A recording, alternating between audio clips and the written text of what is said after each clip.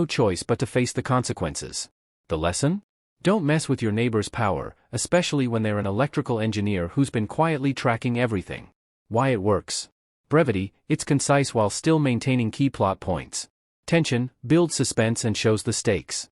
Community action, highlights how collective effort leads to real results. Tech-savvy revenge, appeals to an audience that appreciates tech solutions and DIY hacks. Resolution, emphasizes the downfall of Karen and the triumph of the collective effort. When I first noticed a drop in my power usage at odd hours, I thought nothing of it. But as the days passed, I realized something strange was happening on my property. Every night between 1 o'clock and 3 a.m., my energy consumption would dip significantly. As an electrical engineer, this wasn't just a quirk to me. It was a sign of something suspicious, and that something pointed straight at my entitled neighbor, Karen. Karen had been living next door for a couple of years now. She'd recently bought her son a souped-up electric ATV, and I couldn't help but notice the strange orange extension cord snaking over the fence from her yard to mine. She'd been sneaking power from my outdoor outlets without asking, charging her son's ATV in the dead of night. The nerve of it. I'd warned her before, politely, but Karen just laughed it off. "It's just a little juice, lighten up," she said, completely dismissing the fact that her actions were impacting my power system.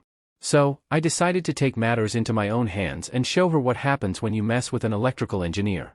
I set a trap. Using my technical expertise, I designed a decoy outlet on my side of the fence, one that appeared to be a harmless, unprotected power source. But hidden within was a carefully calibrated circuit, one that would deliver a powerful jolt to anything plugged into it drawing more than 3 amps, like an ATV charger. A subtle, yet effective way to deal with the situation.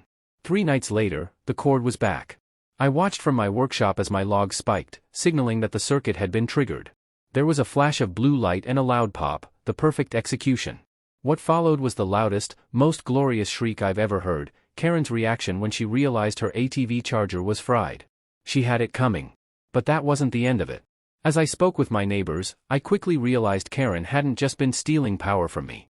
She had been doing it across the entire block. Tom's outdoor fridge kept losing power overnight, Nancy's garden lights kept resetting, and one neighbor's freezer had thawed out completely, all because Karen had been secretly tapping into their outlets as well. I knew it wasn't just a one-time thing, it was a full-blown network of theft. We formed a group chat called Shock by Karen, and after some more sleuthing, we discovered the full extent of her actions. She had been plugging into unlocked outlets, running cords across yards, and even connecting to people's RV hookups while they were on vacation.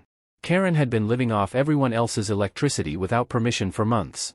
But what really blew me away was how much worse it was than just theft. Karen had been throwing backyard parties, running mini fridges, string lights, and even a karaoke machine, all powered by stolen electricity. Her backyard had essentially turned into a neighborhood nightclub, powered by everyone else's hard-earned resources. Armed with data, footage, and testimony from the entire block, we took our case to the HOA meeting. Karen tried to deny everything, claiming it was all hearsay and that she had a right to the community's power because her HOA dues were so high. But we had the receipts, actual data from our power logs, footage of her son sneaking around, and even a police report. The community rallied together. The HOA suspended Karen's privileges and initiated an investigation into her actions. It didn't stop there. We discovered that Karen had been using stolen power for far more than just her ATV. Her entire lifestyle had been subsidized by the neighborhood, and the entire situation was being treated like a full-on case of utility fraud. After a formal investigation, Karen's misuse of power was determined to exceed 3,000 kilowatt-hours over just 4 months, a criminal offense under city code. The utility company got involved, and Karen was hit with a bill for over $1,800, along with HOA fines, legal fees, and the financial consequences of her theft. But even after all the overwhelming evidence, Karen still wouldn't admit fault. She continued to claim she was being harassed, that she was the victim, and that we were just jealous of her life. Yet, her rhetoric couldn't hide the facts.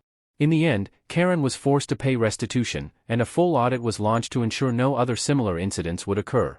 It was neighborhood justice at its finest. What began as a quiet neighborhood nuisance turned into a full-on legal battle and community-wide triumph. All of us had been personally impacted by her theft, but it was only when we joined forces, worked together, and used our technical expertise that we were able to expose her. The lesson? Don't mess with your neighbor's power. A simple request, a little bit of courtesy, and respect could have spared Karen all of this. But her entitlement led to her downfall. It's a reminder that when enough people come together and stand up for what's right, no amount of theft, no matter how sneaky, can go unnoticed or unpunished.